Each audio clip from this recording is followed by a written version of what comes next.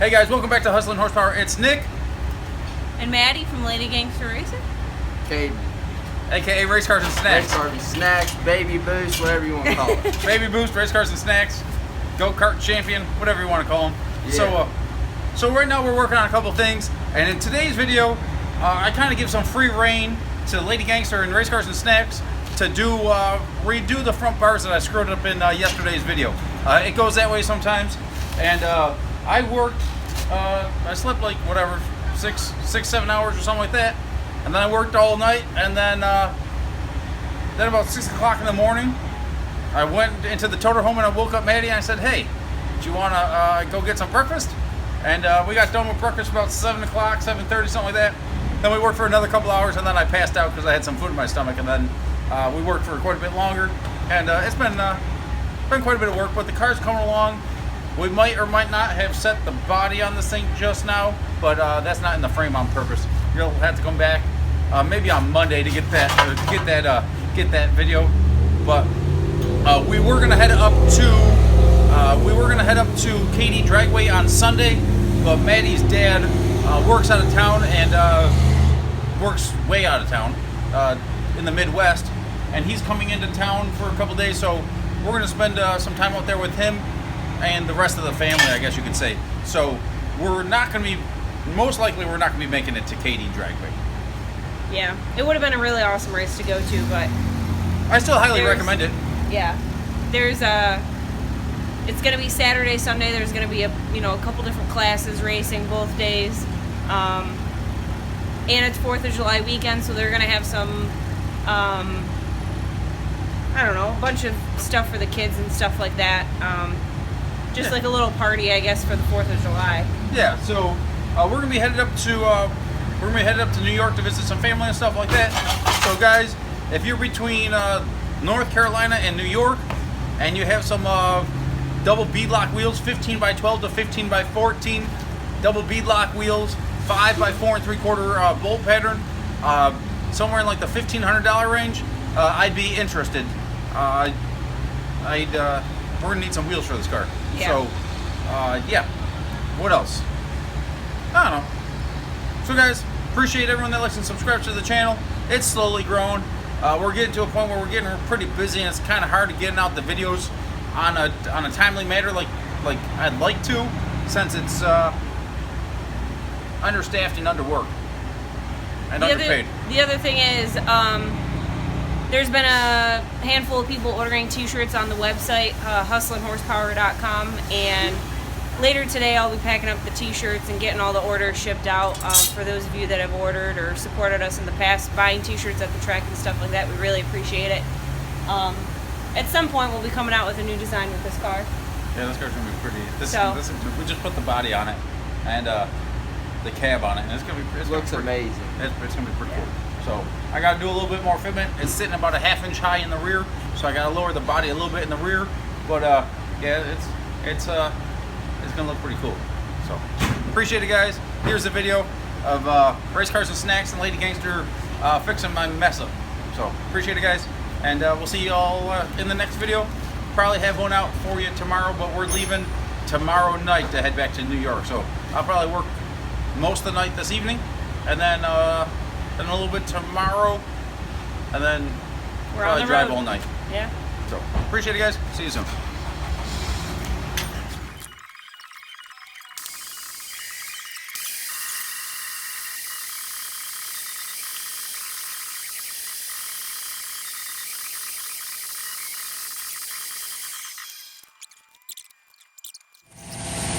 You can't weld them with oil, right? No. So wipe them off, clean them up, check, test fit them to 1 5/8.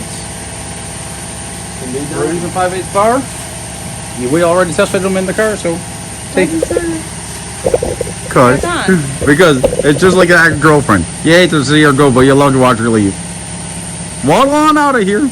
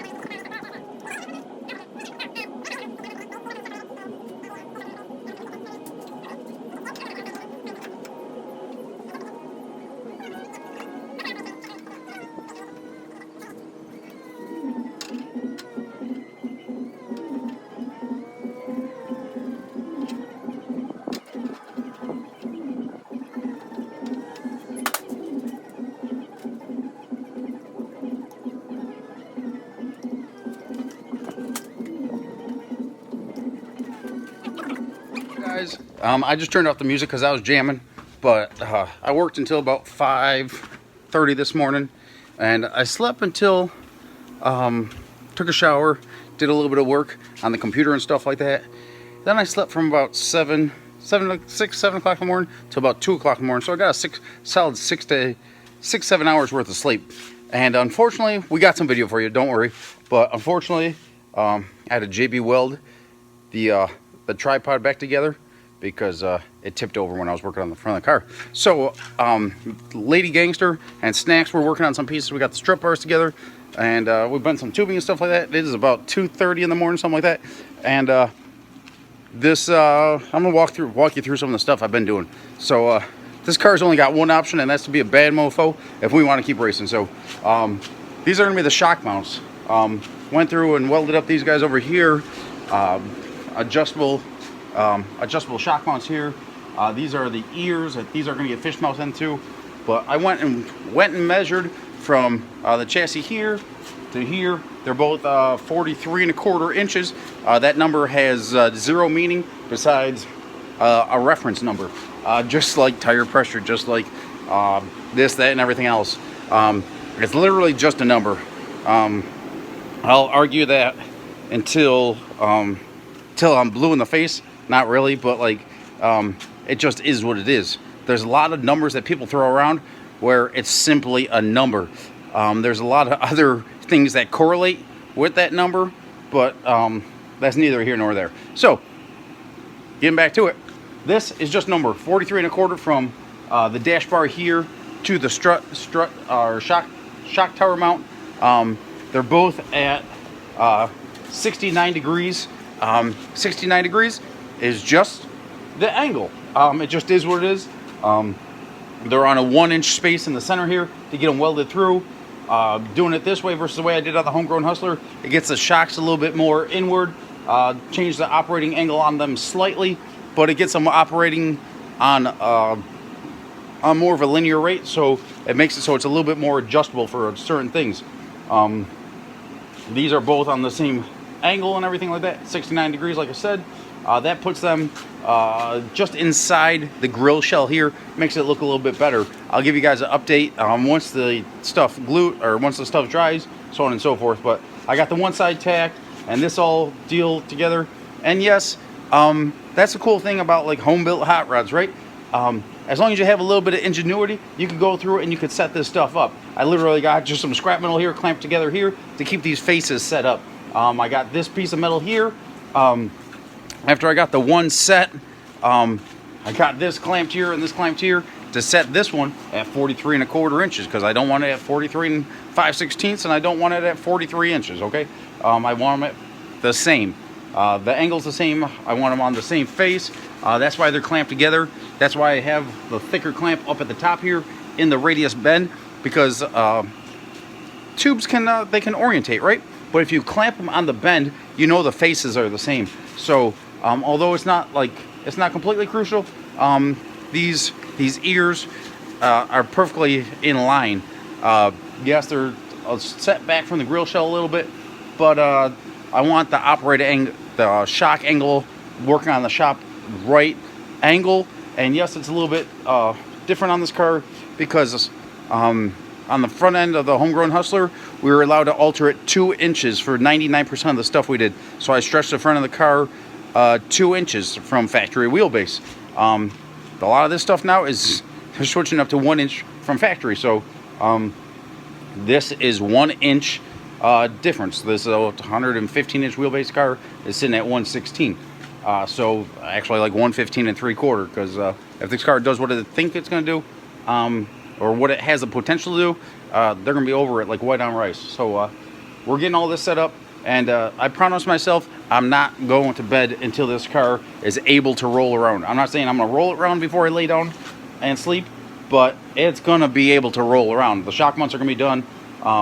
I might even toss a body on to get a little bit of motivation, but I'm not going to show you that just yet. That'll be on a different video. So just because it's going to look sinister, guys, I don't even want to show you. I want to like bam, like when I show this car off, like put the body on and show this car like complete, or give you guys a representation of what this car is really going to look like. It's going to be a bad man.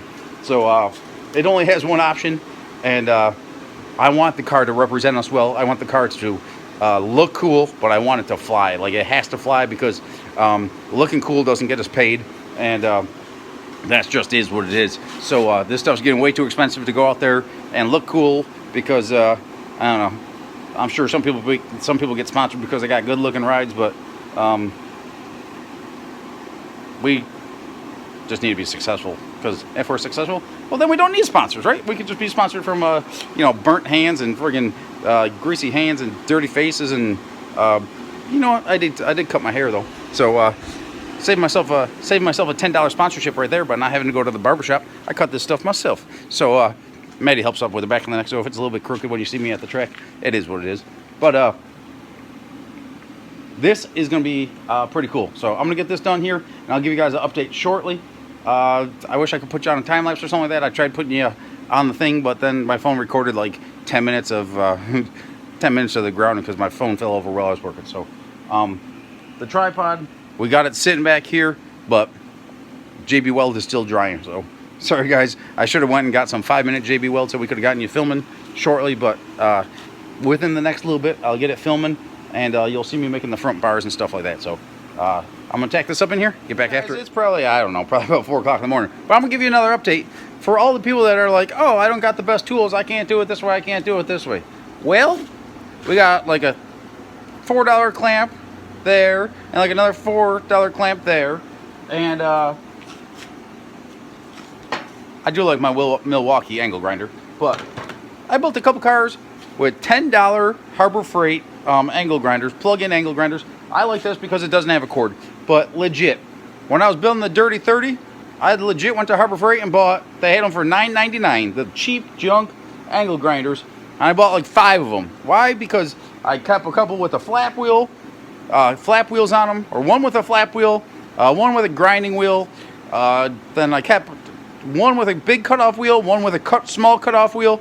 Sometimes you need a smaller cutoff wheel. They're all 4.5-inch wheels, but one that was worn out, and so on and so forth. Bought a bunch of these clamps and a bunch of the little hand spring clamps, because unfortunately God only gave me 2 hands, so I use clamps for everything. You'll see clamps all over the freaking car when I'm building this thing. So literally, you don't need to have all the special tools, and that's the cool thing about building stuff.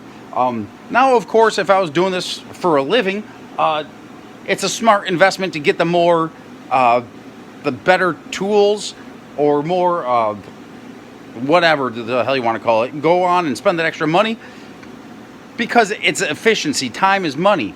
But I could be pretty efficient doing this stuff myself, because you learn to deal with what you got, right? And that's the cool thing about building things is there's only one right And I hate to say it that way, but it's the truth. There's only one right. There's 1,000 ways to get there, but there's only one level. Like, if we're talking like degrees, there's only one level, okay? Then there's how much you're willing to